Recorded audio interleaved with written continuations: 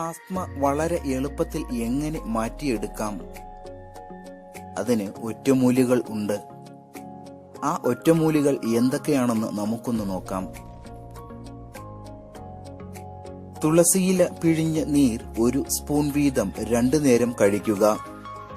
മഞ്ഞളും കറിവേപ്പിലയും കൂടി അരച്ച് ഒരു നെല്ലിക്ക വലുപ്പത്തിൽ 1 മാസം കഴിക്കുക. അടലോടകത്തിന്റെ ഇല വാട്ടിപ്പിഴിഞ്ഞ നീരിൽ തേൻ ചേർത്ത് കഴിക്കുക.